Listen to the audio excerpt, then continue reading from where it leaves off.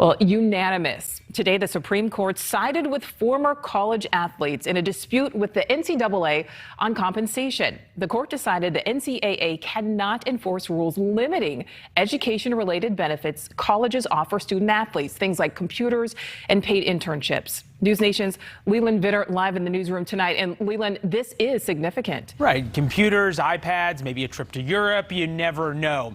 Justice Brett Kavanaugh wrote that the NCAA is not above the law. And then he continued that the NCAA's arguments, especially about amateurism, just don't work. They cannot justify the NCAA's decision to build a massive money-making enterprise on the backs of student athletes who are not fairly compensated. He continues, nowhere else in America can businesses get away with agreeing not to pay their workers a fair market rate on the theory that their product is defined by not paying their workers a fair market rate.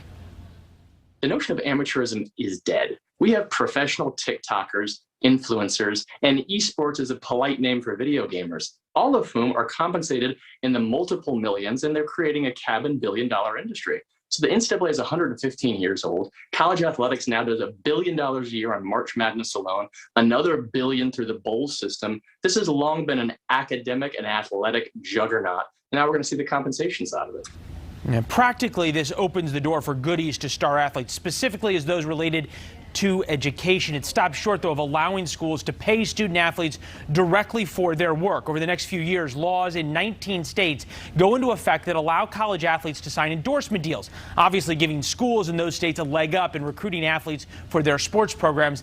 The NCAA didn't like that, but now this ruling could quite literally change everything.